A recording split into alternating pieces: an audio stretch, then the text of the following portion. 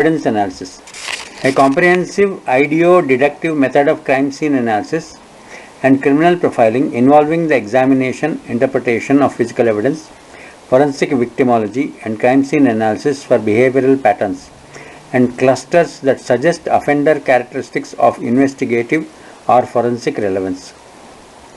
Crime scene analysis. The analytical process of interpreting the specific features of a crime and related crime scenes. Criminal investigative analysis. Developed by the Federal Bureau of Investigation, it is an investigative process that identifies the major personality and behavioral characteristics of the offender based on the crimes he or she has committed. Criminal profiling. Inferring the traits of individuals responsible for committing criminal acts. Diagnostic evaluation. Profiling opinions offered by medical and mental health professionals who rely on clinical experience to evaluate offender behavior, crime scenes or victims. Forensic victimology. The scientific study of violent crime victims for the purpose of addressing investigative and forensic questions. Criminal profiling refers to inferring the traits of individuals responsible for committing criminal acts. Professionals involved in the practice of criminal profiling have historically included a wide array of investigators, behavioral scientists, criminologists, and forensic scientists. Profiling methods tend to be either inductive or nomothetic, that is statistical, experiential, and predictive, or deductive, that is idiographic, example logical, rational, and concrete.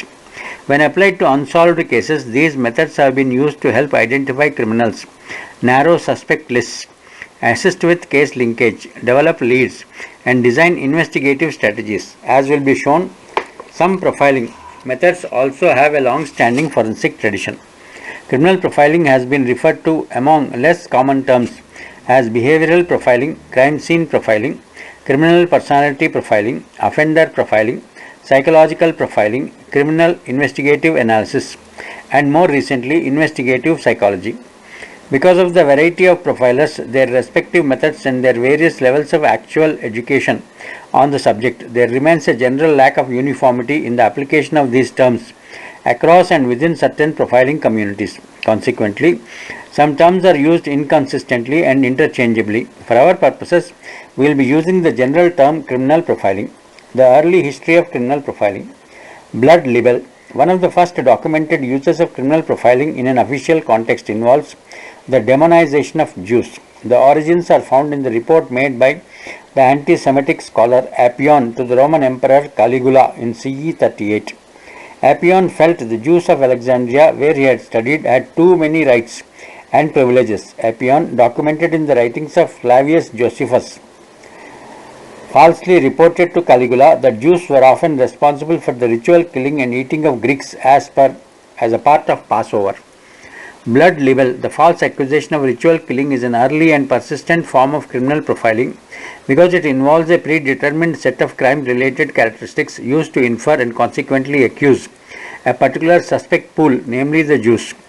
The general fact pattern used included one or more or the following elements. 1. A young Christian male going missing. 2. A Jewish community is nearby. 3. The child goes missing on or just prior to Passover. 4. The body may have injuries that appear to be the result of a ritual. 5. The body may have lost a great deal of blood or may simply appear so. Given this fact pattern, the inference is then drawn that the Jewish community has effected a ritual abduction, torture, and murder. This fear-based inference is often fanned by pre-existing anti-Semitic beliefs. As the term implies, the accusations are libelous, intentionally false and inflammatory. The blood libel is therefore not just one of the first uses of profiling, it is one of the earliest documented forms of false reporting. In various forms, blood libel remains a feature of anti-Semitic rhetoric to this day. The Malleus Maleficarum heading.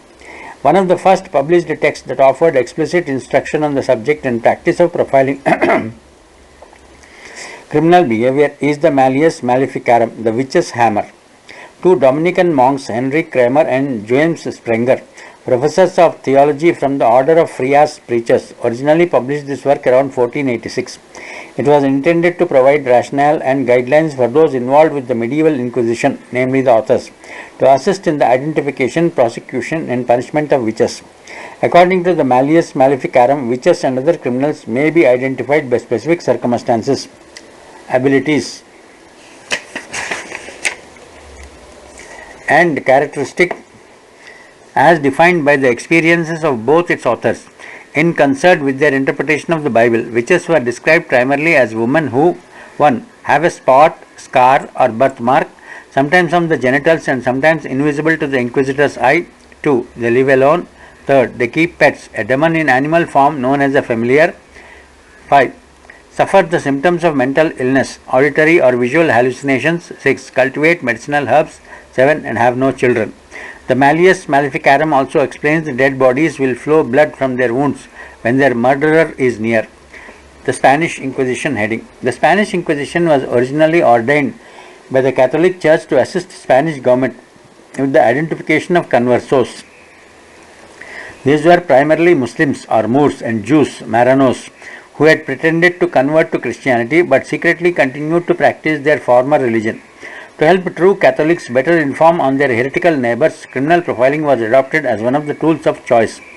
In 1487, Innocent VIII appointed Thomas de Torquemada, a Dominican priest and Queen Isabella's confessor, to be the first Grand Inquisitor of Spain. Torquemada's office established a profile of Jewish behavior to help Catholics to inform on their neighbors based on the book written specifically for his office, titled Censure and Confutation of the Talmud. Adoption of this text by Torquemada rendered the practices of Judaism itself, accurately described or not, an ad hoc profile to be used as behavioral evidence against the accused of secret Judaizing. Next heading, North American witch trials. In North America during late 1600s, the Puritans used profiling methods to detect and prosecute those whom they believed to be witches. This took place first in Boston, Massachusetts, with the prosecution of Goodwife Anne Glover for witchcraft. This effort was led by Reverend Cotton Mather, Puritan minister of the Old North Church in Boston. He determined that the washerwoman Anne Grover evidenced at least the following characteristics consistent with being a witch, a profile he developed once she had been arrested and he was able to examine her. She was a hag. She was afflicted with the same symptoms as the children. She gave a blasphemous response when asked if she believed in God. She was Irish Catholic, so any answer consistent with that faith would have been blasphemous to a Puritan irreverent. She could not accurately recite the Lord's Prayer, and the children whose symptoms had subsided with her incarceration became ill again when in the presence of one of the Goody Glover's female relatives. Reverend Mather also made certain that her body was examined for the witch's mark. At her trial, Anne Glover refused to speak in anything but her native Irish tongue. Subsequently, Reverend Mather conveniently interpreted her refusal to renounce the Catholic faith as a confession to witchcraft. She was shortly thereafter convicted and sentenced to death. In 1689, Salem Village negotiated with and hired its new minister, Reverend Samuel Parris from Boston.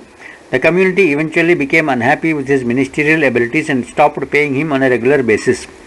In October of 1691, the community failed to support a tax increase to pay for his salary, and the firewood he would need to last through the winter. Worse, some vowed to drive him out of the community. As a consequence, Reverend Parris began preaching about a conspiracy in the village, a conspiracy against the church and himself alike. He naturally attributed this to Satan taking hold of the community.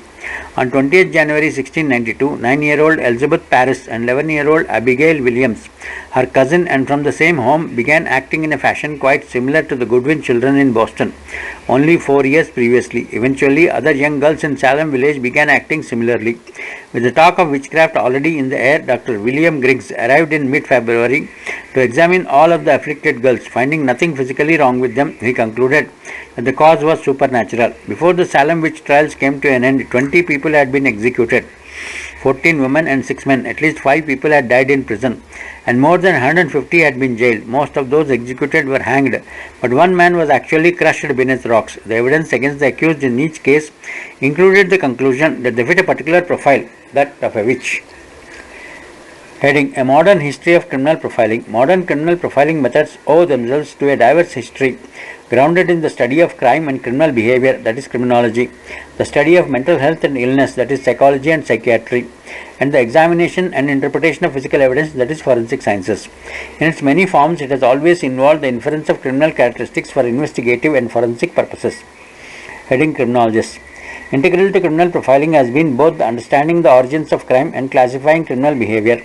This falls under the banner of criminology, which is the study of crime, criminals, and criminal behavior. Two types of criminologists have intersected criminal profiling theory more than the rest: those who study the physical characteristics of criminals in order to make inferences about criminal character, and those who are concerned with applied criminal investigation. The renowned Italian physician Cesare Lombroso is generally thought to have been one of the first criminologists to attempt to formally classify criminals for statistical comparison. In 1876, Lombroso published his book, The Criminal Man. By comparing information about similar offenders such as race, age, sex, physical characteristics, education, and geographical region, Lombroso reasoned the origins and motivation of criminal behavior could be better understood and subsequently predicted.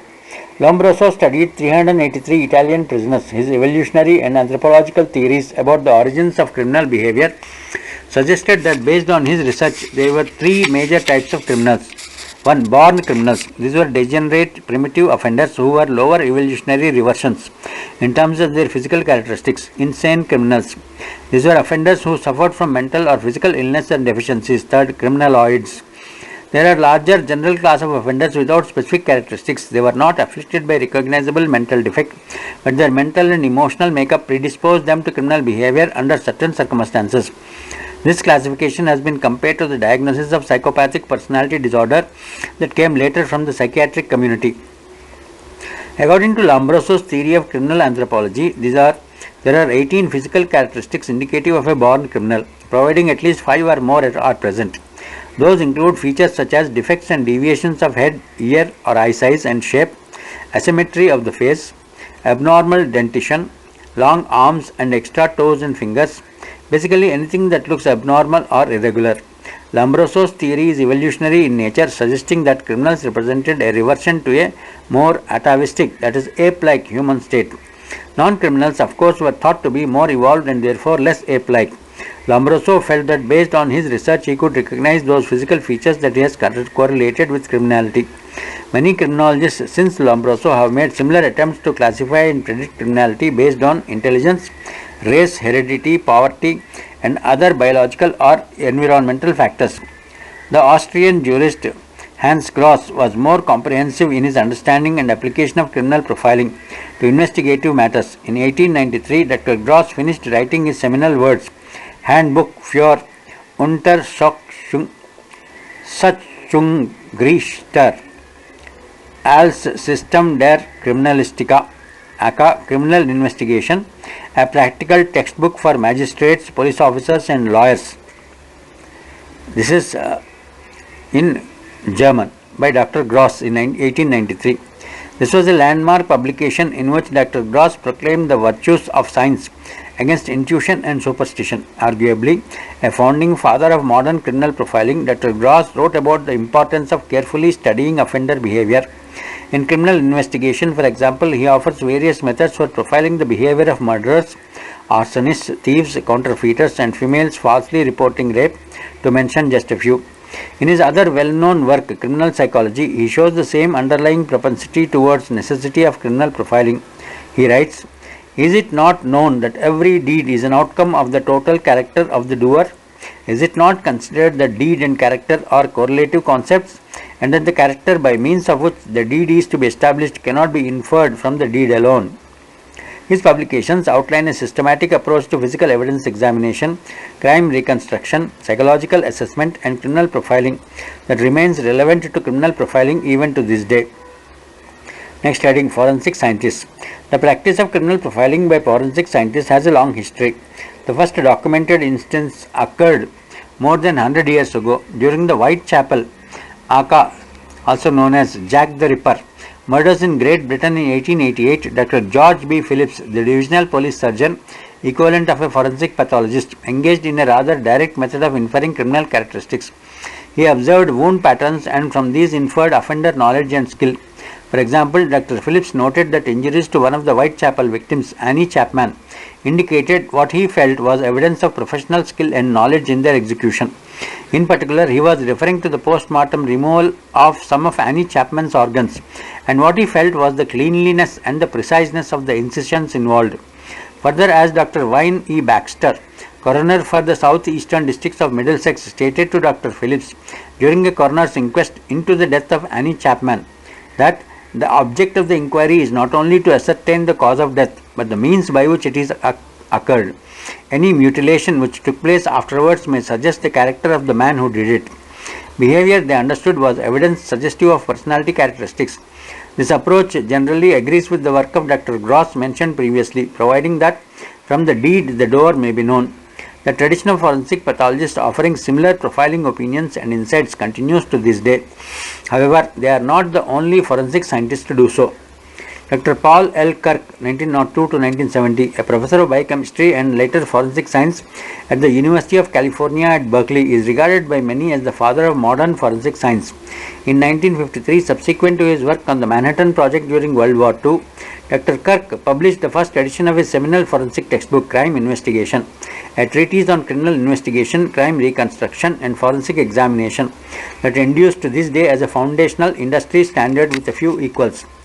Dr. Kirk viewed criminal profiling as the natural outcome of physical evidence examination and a vital aid to the investigative process. He explained that an examination of the physical evidence could allow forensic scientists to infer not only the clothing that an offender was wearing when they committed the crime, but other physical characteristics as well, example hair color, stature and strength. He also argued that it was in some cases possible to infer the offender's occupation or background from the criminal choices made and the skill that was evident. Subsequent to the published works of Dr. Paul Kirk, modern forensic science texts continue to acknowledge the important role that physical evidence examination and crime reconstruction can play in criminal profiling and suspect development and suspect exclusion. Next heading, behavioral scientists. Psychiatry is the branch of medicine that deals with the diagnosis and treatment of mental disorders. A forensic psychiatrist, historically referred to as alienist, is a psychiatrist who specializes in the legal aspects of mental illness.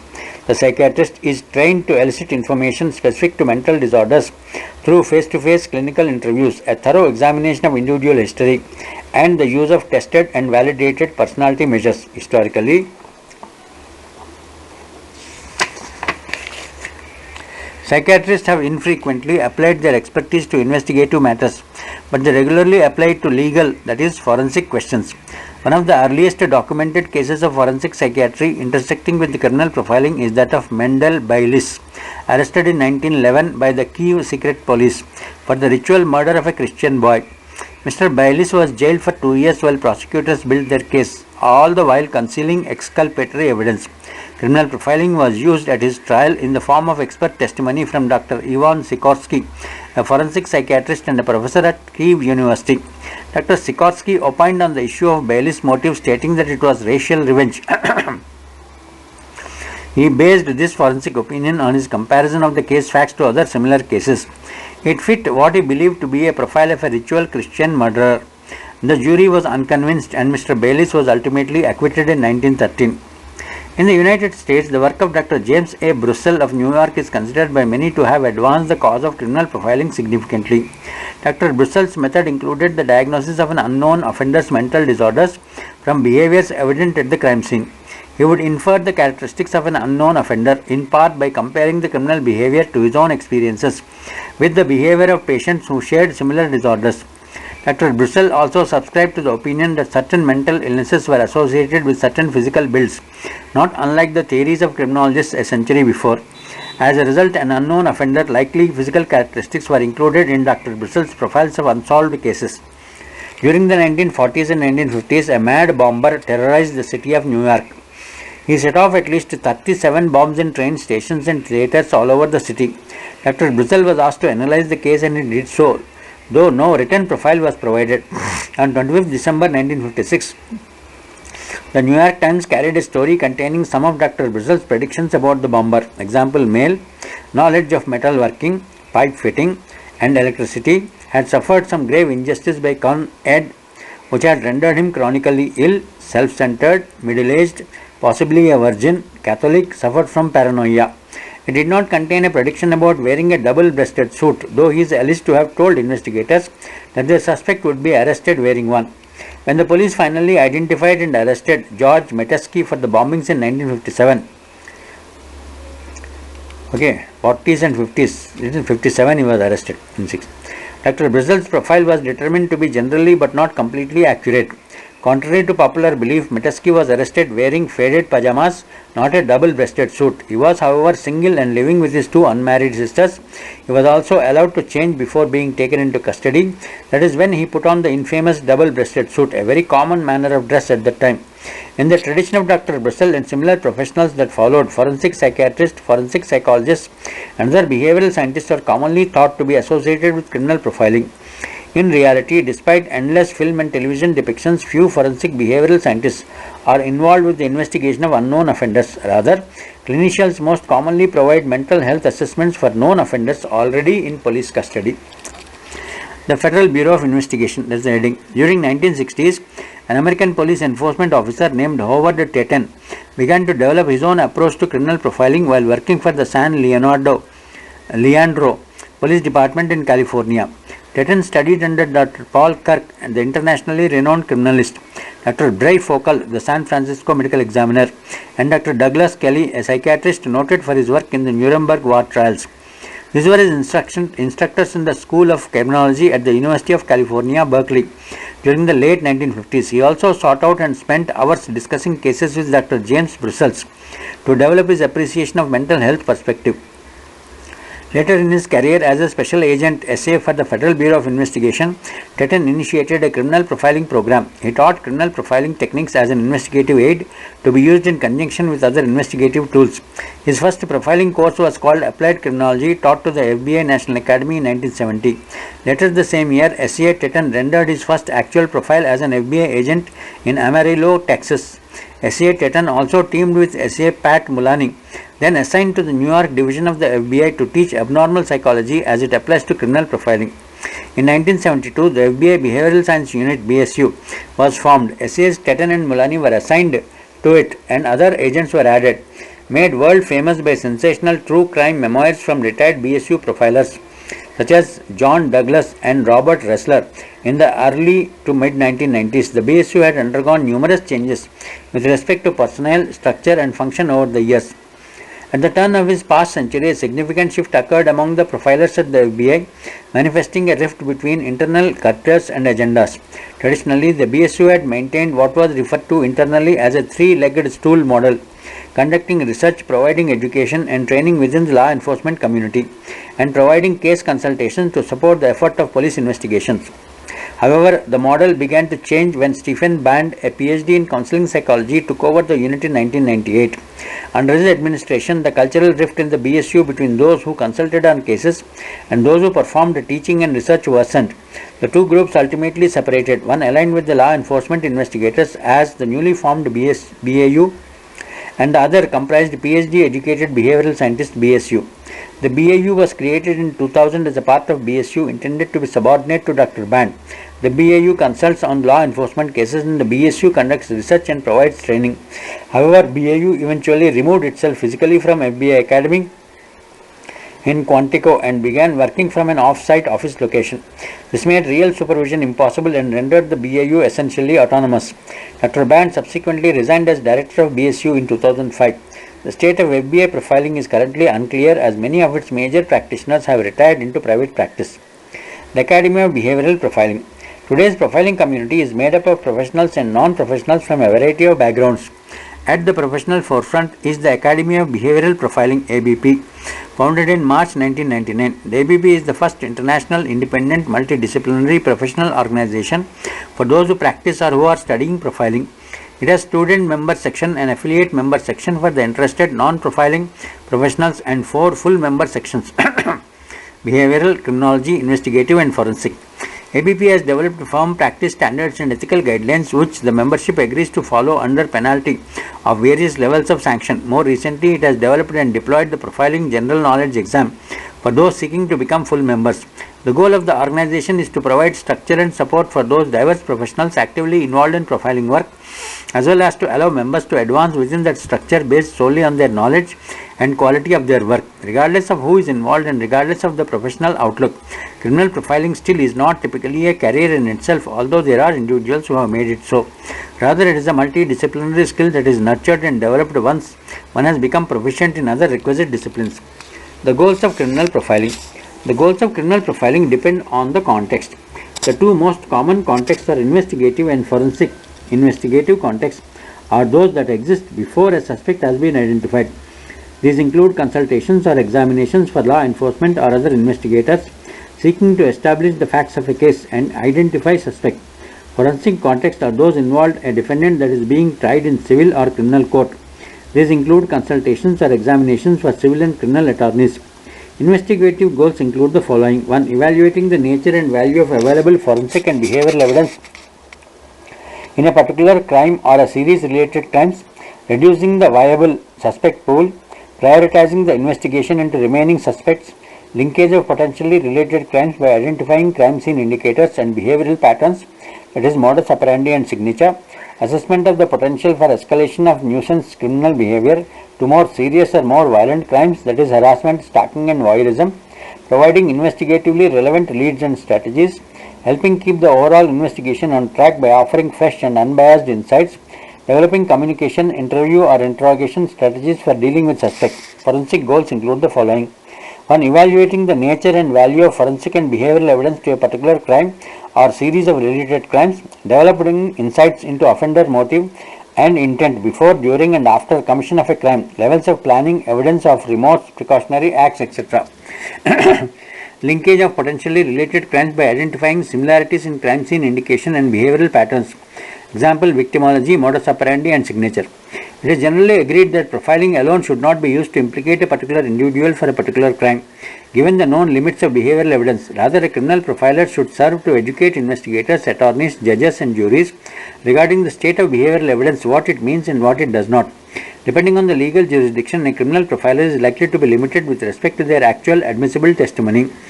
In some cases, such as those involving FBI methodology, courtroom testimony from profilers has been excluded entirely due to an absence of reliability. Next heading: methods of criminal profiling. There are essentially three primary methods of criminal profiling in wide practice today. 1. Diagnostic evaluation (DE), CIA, and behavioral evidence analysis (BEA).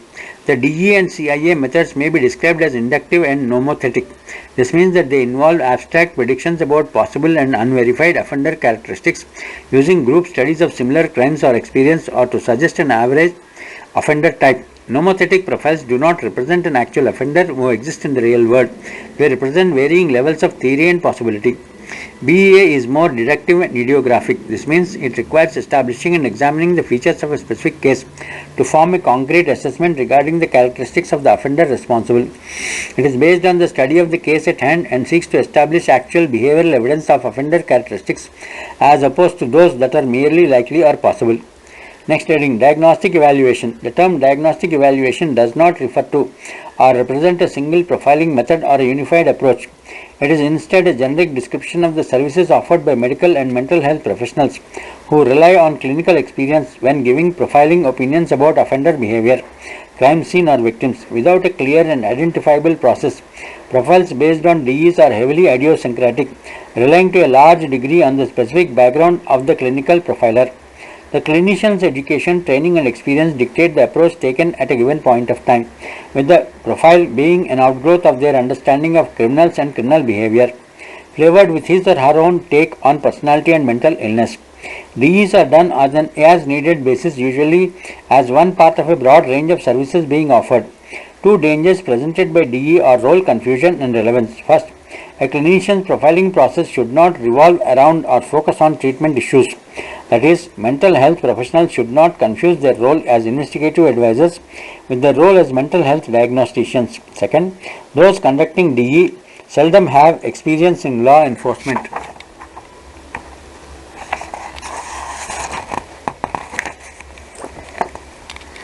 Criminal investigation or related areas. As a consequence, DE profiles can lack investigative relevance and utility.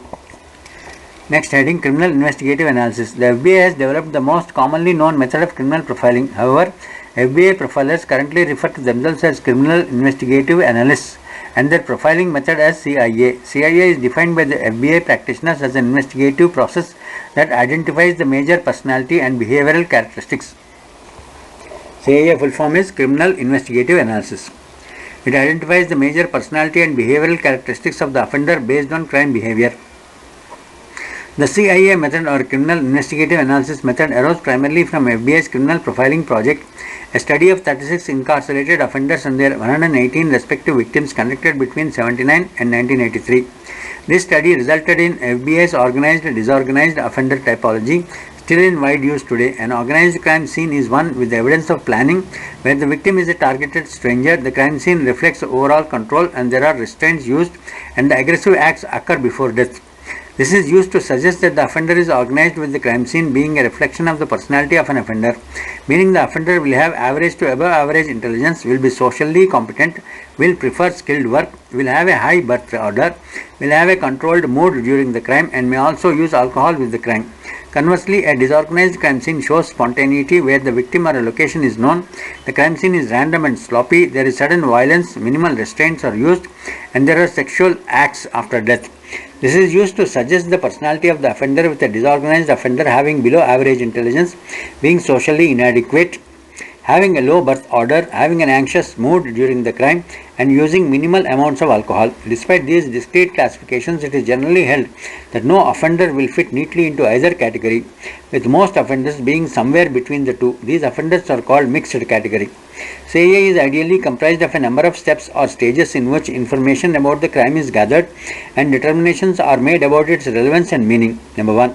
Evaluation of the criminal act itself. Number 2. Comprehensive evaluation of the specifics of the crime scenes.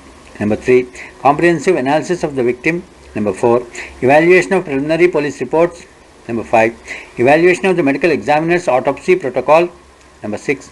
Developments of profile with critical offender characteristics. Number 7.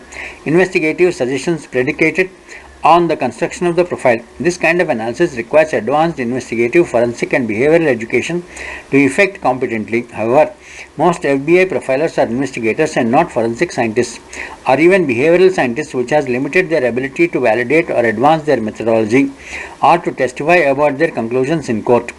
Apart from a lack of scientific advancement and development of CIA theory and methodology since its inception, another limiting factor is an overall lack of efficacy. According to Howard Tetton, in an FBI study of 192 cases in which profiling was performed, 88 cases were solved. Of those 88 cases, the profile was determined to have helped with the identification of the suspect only 17% of the time. Subsequently, FBI profiles are admonished to come with a disclaimer that limits use to investigative efforts, delineating the uncertainty of findings. Next, heading Behavioral Evidence Analysis or BEA. Behavioral Evidence Analysis or BEA is a comprehensive ideo-deductive method of crime scene analysis and criminal profiling formally developed in 1998. It involves the examination and interpretation of the physical evidence, forensic victimology and crime scene analysis. For the purpose of criminal profiling, the results of the individual examinations can be analyzed for behavioral patterns and clusters that suggest offender characteristics of investigative or forensic relevance. Conclusions in a BEA profile are ultimately based on critical thinking, the scientific method and analytical logic. Forensic analysis is the first step in BEA and refers to the examination, testing and interpretation of any and all available physical evidence. A thorough forensic analysis must be performed on the physical evidence to help reconstruct the behavioral evidence in a case before a BEA profile can be attempted. Without this behavior, there can be no profile. The next step is a forensic victimology, the scientific study of violent crime victims for the purpose of addressing investigative and forensic questions. It involves outlining the victim's exposure to harm based on his or her lifestyle and circumstances, the events leading up to any injury and the precise nature of any harm or loss suffered. Establishing the victim characteristics and their choices can lead to inferences about offender fantasy, motive, modus operandi, knowledge and skill. The crime scene analysis is the analytical process of interpreting the specific features of a crime, related crime scenes. Potential crime scene characteristics that must be established or at least considered to include, among many others, method of approach, method of attack, method of control, location type, nature and sequence of sexual acts, materials used, evidence of skill or planning, any verbal activity, precautionary acts, contradictory acts, modus operandi, signature behavior, and the amount of time spent in the commission of the crime.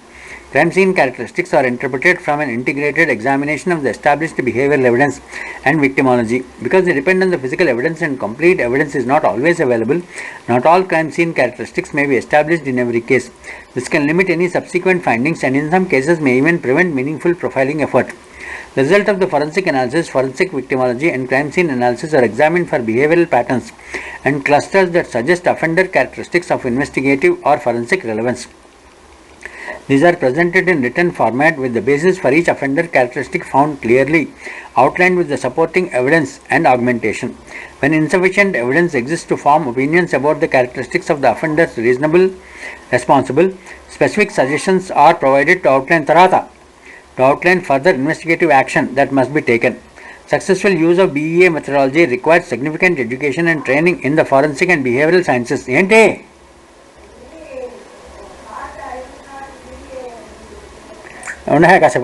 As well as a great deal of time spent examining the case at hand prior to rendering conclusion. It is also only as reliable as the information that is being relied upon.